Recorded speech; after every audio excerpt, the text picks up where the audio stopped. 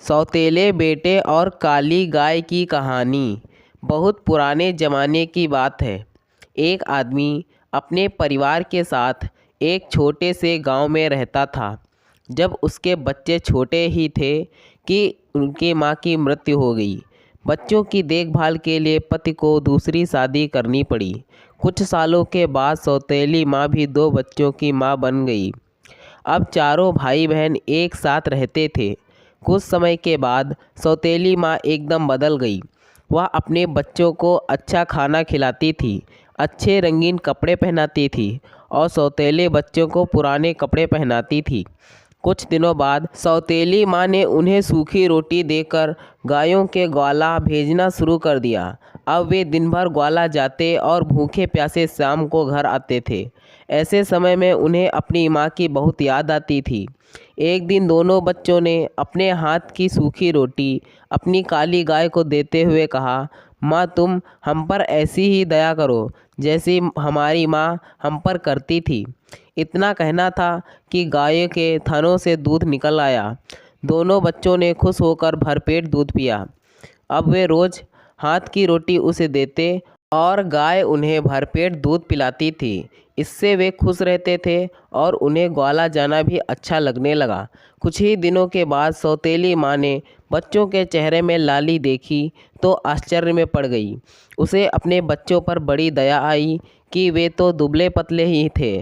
दूसरे ही दिन से उसने अपने बच्चों को भी सूखी रोटी देना शुरू कर दिया। 2-3 सप्ताह बाद उसने देखा कि बच्चे हट्टे कट्टे होने के बदले कुछ ज़्यादा ही दुबले पतले दिखाई देने लगे थे। अब माँ थोड़ी उलझन में पड़ गई। उसने अपने एक बच्चे को इसका राज जानने के लिए भाइयों के साथ ग्वाला भेजा और कहा कि वह ध्यान दे कि भाई दिन में क्या खाते हैं। दूसरे ही दिन तीनों भाई गायों को लेकर जंगल की ओर निकल पड़े। गायों ने आराम से चारागाह में घास चरी। दोपहर का समय होने को आया। बच्चों के पेट भूख से कुलबुलाने लगे, पर उन्हें हिम्मत नहीं आ रही थी कि गाय से दूध मांगे।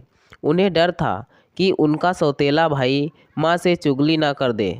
भूख सहन से बाहर होने पर वे भाई से बोले कि हमारी काली गाय हमें दूध देती है, इसी से हम अपनी भूख मिटाते हैं। यह बात तुम किसी को मत बताना। भाई ने कहा, मैं इस बात को किसी से नहीं कहूँगा, चिंता मत करो। अब दोनों भाई खुश हुए और अपनी रोटी गाय को देते हुए बोले, ओ प्यारी माँ हम पर ऐसी दया करो जैसे हमारी माँ हम पर करती थी। ऐसा सुनते ही गाय ने तीनों भाइयों को पेट भर कर दूध पिलाया। शाम होने पर तीनों भाई गायों को लेकर घर आए तो माँ ने अपने बेटे से पूछा, तुमने चारागाह में क्या खाया? बेटे ने कहा, हमने वही खाया जो तुमने हमें दिया था। वह तो ऐसा भी नहीं था जैसा खाना कुत्तों को मिलता है। ऐसा सुनकर माँ को बड़ा बुरा लगा। दूसरे दिन उसने भाइयों के साथ बेटी को भेजा और कहा कि वह ध्यान से देखे कि दोनों भाई क्या खाना खाते हैं।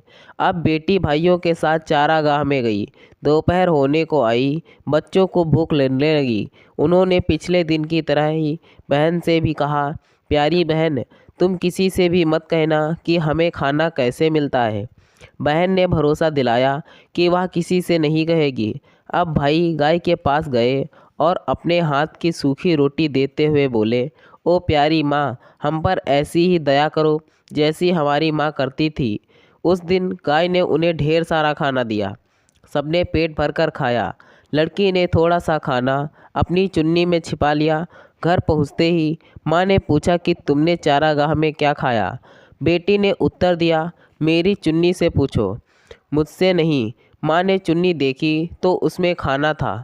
माँ ने पूछा, यह खाना कहाँ से आया? बेटी ने माँ से कहा कि इसका जवाब चुन्नी ही दे रही है कि खाना गाय ने दिया था। यह जानकर माँ को बड़ा गुस्सा आया कि सौतेले बच्चे चारागाह में मज़े कर रहे हैं। उसने काली गाय को ही मारने की ठान ली। उसने बीमार होने का बहाना करके वैद्य से कहा कि वह उसके पति से कहे कि काली गाय का मांस खाकर ही वह अच्छी हो सकती है।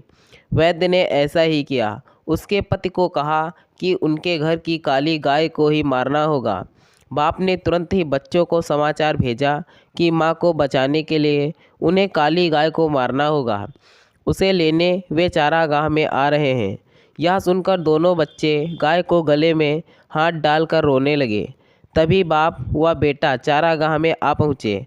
उन्होंने गाय के गले से लिपटे बच्चों को हाथों को हटाकर उन्हें दूर किया और घर को चल पड़े। बच्चे भी पीछे पीछे घर आए और पिता से कहा, पिताजी इसे नहीं मारें, नहीं तो हम फिर से बिना माँ के हो जाएंगे।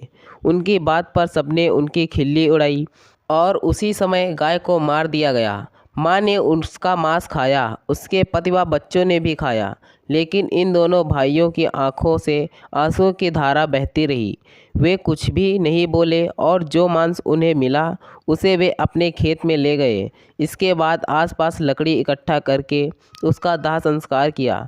उससे जो राख बनी उसे अपने चारागाह में ले गए। वहाँ उन्होंने एक गड्ढा खोदा और जो अस्थियाँ बची थीं उन्हें व राख को दफना दिया। दूसरे दिन से दोनों भाई फिर से ग्वाला जाने लगे।